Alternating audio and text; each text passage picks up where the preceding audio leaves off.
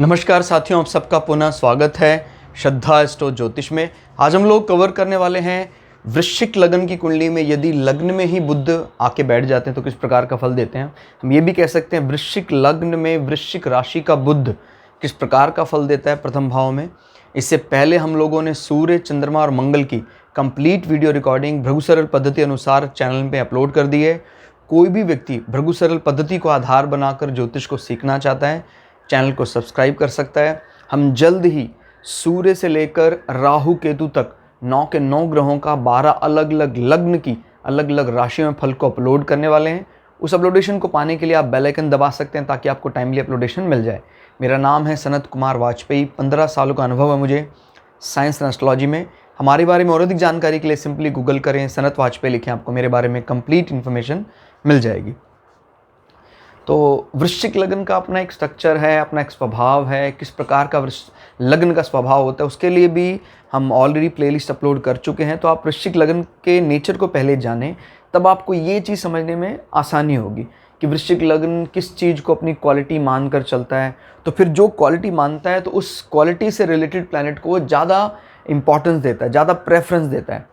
अब जैसे मिसाल के तौर पर हम बुध को ले लेते हैं, तो बुध अभी वृश्चिक लग्न के लिए इतना इंपॉर्टेंट नहीं माना जा सकता है, क्योंकि वृश्चिक लग्न को मुख्य रूप से सूर्य की लॉबी से मतलब है, सूर्य, चंद्रमा, मंगल, क्योंकि ये कमांडर। एक मोटी सी बात याद रखिएगा, सूर्य चंद्रमा के जितने लग्न होंगे उसमें कमांडर इन चीफ यानी मंगल योग कारक होता है, और अगर मंगल का कोई लग्न होगा तो उसमें सूर्य और चंद्रमा बेहद शुभ माने जाते हैं। इसी प्रकार से कोई शुक्र का लग्न है तो उसमें शनि योग कारक, शनि का लग्न है तो उसमें शुक्र योग कारक कहे जाते हैं।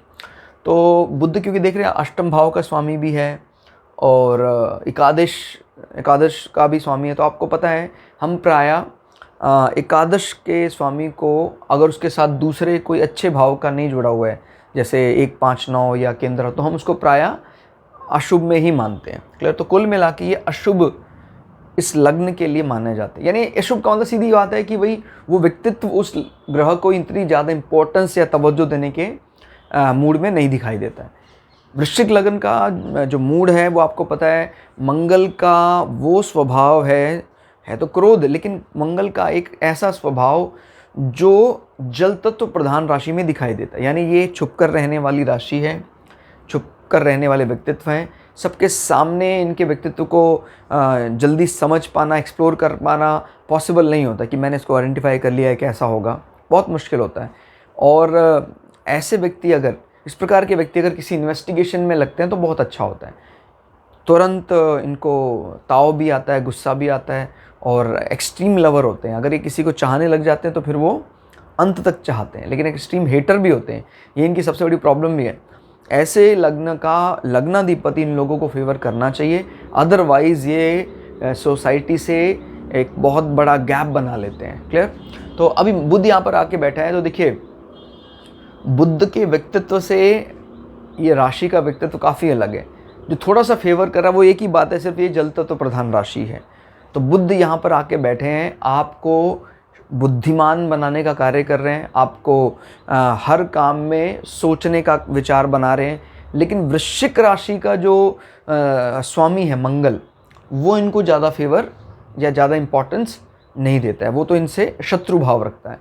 तो यहाँ पर बुध को पूरी लिमिट ओपन करने का मौका नहीं मिलेगा। अब ये भी देखना ज़रूरी है कि यहाँ पर जो हमारा मन मस्तिष्क स्वरूप का कारक वो कहाँ का लॉर्डशिप लेकर बैठा हुआ है। वो तो ठीक है, बुध की बाय डिफ़ॉल्ट प्रॉपर्टी क्या है, न्यूरोनिक सिस्टम, तंत्रिका तंत्र, इन सब का स्वामी है, स्किन का स्वामी, वो यहाँ पर आकर बैठा है। लेकिन एक फ़िलहाल इस कुंडली में किन हाउसेस का लॉर्ड है, ये देख रहे हैं आप, 8th हाउस का लॉर्ड है। तो एयर से संबंधित चीज़ों को भी ये यहाँ ट्रांसफ़र करेगा। यानी मन मस्तिष्क में उन चीज़ों के बारे में विचार चलता रहेगा, जैसे कि आयु के बारे में, कष्ट पीड़ा के बारे में आप हमेशा विचार करेंगे, इसको कैसे ख़त्म किया जाए। क्लियर हो गया?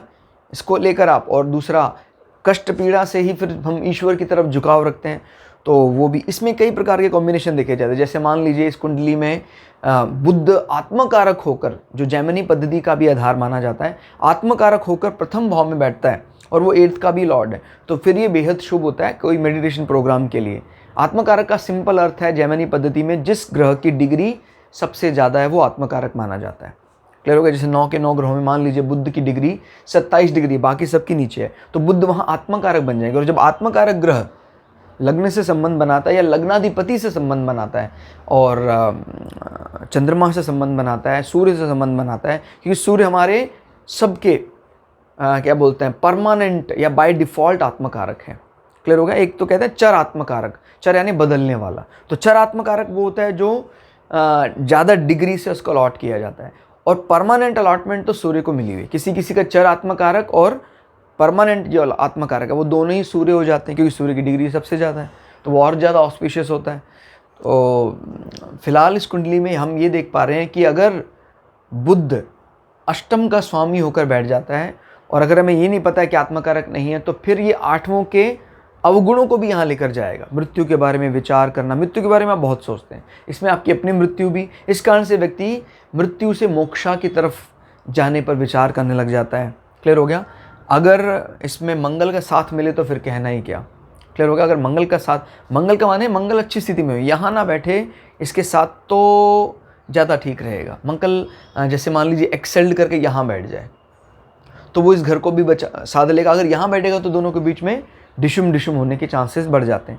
लेकिन अगर मंगल यहाँ बैठ जाता है उच्च का होकर, तो मंगल अच्छे घर में कोई व्यक्ति आता है तो वो भी प्रसन्न रहता है। पता लगा घर का मालिक ऑलरेडी डिस्टर्ब है तो बुध को भी इसकी तकलीफ झेलनी पड़ेगी। तो अब बात करते हैं बुध की दृष्टि की। बुध की सप्तम दृष्टि पड़ रही है 7वें स्थान में। तो आपको पता पूर्ण दृष्टि होती है, सभी प्लैनेट 7वीं दृष्टि से पूर्ण देखते हैं।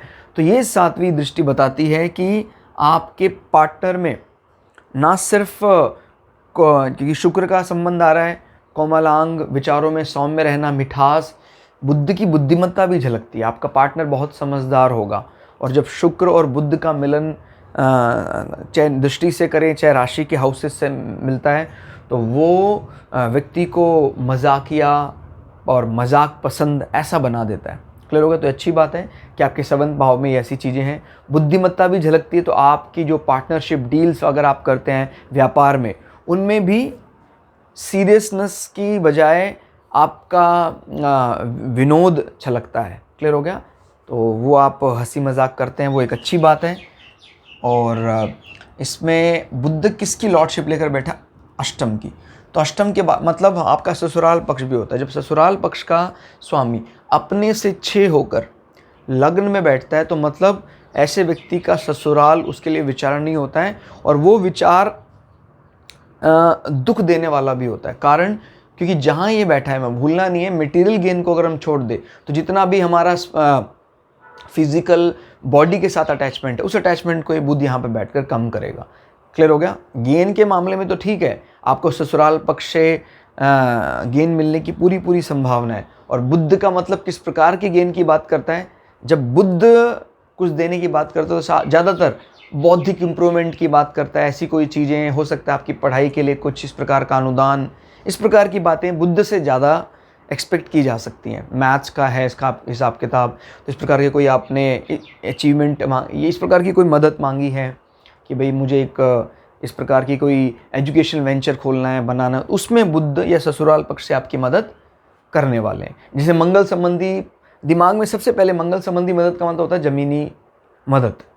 क्लियर हो गया? इसी प्रकार से बृहस्पति का भी ज़्यादातर इमोशनल या ज्ञानवर्धक चीज़, इस प्रकार की मदद। और बुध का मतलब बुद्धिमत्ता बढ़ाने वाले हैं, गणित का, एस्ट्रोलॉजिकल मदद भी ससुराल पक्ष से हम ले सकते हैं। क्लियर? बट फिर भी ससुराल पक्ष को लेकर आप थोड़े चिंतित रहते हैं, क्योंकि जो आपका लग्न अपना है वो बुध को फेवर नहीं करता है, और आप तो अपने से ही दूसरे को एनालाइज करते हैं।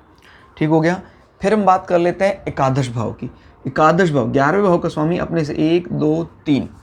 तो जब व्यक्ति का आय भाव का स्वामी लग्न में बैठता है, ये कुछ हद तक फेवरेबल हो सकता है, क्योंकि हम लग्न यानी आपकी आय का जो मुख्य रूप से जिम्मेदार है वो आप ही जिम्मेदार हैं।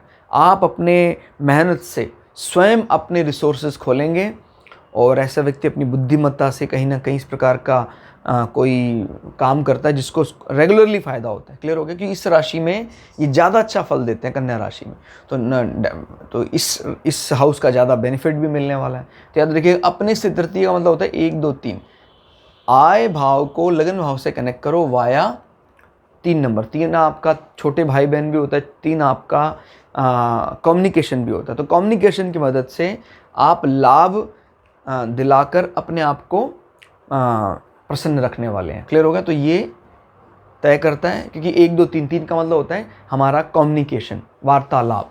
क्लियर? तो इसमें मुख्य रूप से लग्न में जहाँ बैठा है बुध, उसके बाद कैसा उसका माहौल है, जहाँ दृष्टि है उसकी बात, फिर उसके बाद जिन जिन हाउसेस की वो लॉर्डशिप लेकर बैठा है इनकी बात। तो दोस्तों, आज की इस वीडियो में इतना ही। आपको वीडियो कैसा लगा कमेंट करके ज़रूर बताइएगा। वीडियो अच्छा लगे तो चैनल को सब्सक्राइब कीजिए। मिलते हैं अगली वीडियो में, तब तक के लिए जय श्री भृगु पराशरा, जय श्री शुक्राचार्य, नमस्कार।